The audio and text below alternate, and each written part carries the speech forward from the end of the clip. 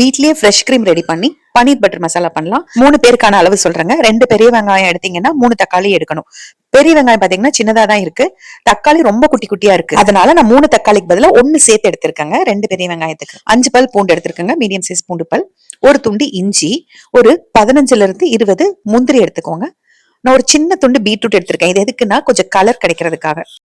பன்னீர் பாத்தீங்கன்னா ஒரு 200 கிராம் எடுத்திருக்கேங்க. ஒரு பாக்கெட் அப்படியே முழுசா எடுத்திருக்கேன். இப்போ ஒரு வானலியில நான் 2 ஸ்பூன் எண்ணெய் ஊத்துறேங்க. நீங்க இதுக்குமே பட்டரே சேர்த்துக்கலாம், வெண்ணெயே சேர்த்துக்கலாம்.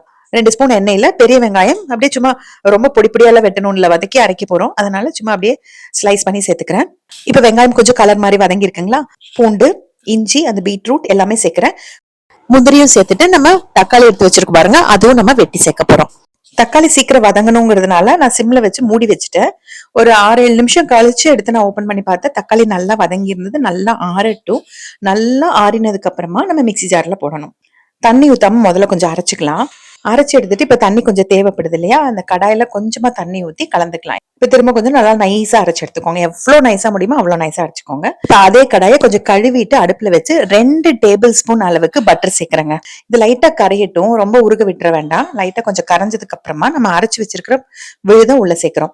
உங்ககிட்ட பிரியாணி இலை இருந்ததுன்னா வெண்ணெய் கொஞ்சம் சூடானதுக்கு அப்புறமா பிரியாணியில தாளிச்சுட்டு அதுக்கப்புறமா நீங்க அரைச்சதை உள்ள ஊத்திக்கோங்க. இப்ப கிட்டத்தட்ட 3 டம்ளர் அளவுக்கு தண்ணி ஊத்திருக்கேன். கொஞ்சமா மஞ்சத்தூள், 3/4 ஸ்பூன் அளவுக்கு மிளகாய் தூள், இப்ப அதே ஸ்பூன்ல 1.5 ஸ்பூன் அளவுக்கு வர கொத்தமல்லி தூள், தனியா தூள் சேர்க்கிறேன்.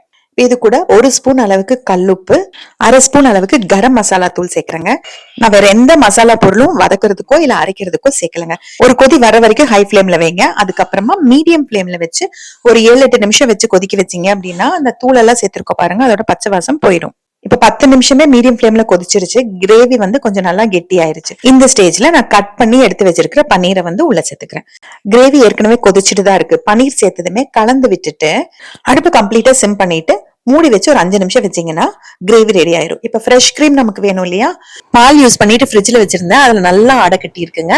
இதுல 3/4 வாசி அடை எடுத்துக்கலாம். இது 1 லிட்டர் பால் காய்ச்சி ஃப்ரிட்ஜ்ல யூஸ் பண்ணிட்டு வச்சிருந்தோம். அதுல இருந்து ஒரு 3/4 வாசி அளவுக்கு அடை எடுத்துக்கிறேன். இதை மிக்ஸி ஜார்ல போட்டுட்டு அதோடவே ஒரு 2 ஸ்பூன் அளவுக்கு பாலும் ஊத்திட்டு மிக்சியில ஒரு அடி அடிச்சிட்டீங்க அப்படின்னா சூப்பரா ஃப்ரெஷ் கிரீம் ரெடி ஆயிரும். நீங்க கடையில வாங்கினது இருந்தா அது கூட யூஸ் பண்ணிக்கலாம். என்கிட்ட இல்ல, அதனால நான் இப்படி பண்ணிட்டேன். 5 நிமிஷம் ஆயிருச்சுங்க. மூடி திறந்துட்டு நல்லா கலந்து விட்டுக்கோங்க. பன்னீர் நல்லா சாஃப்டா இருக்கும்.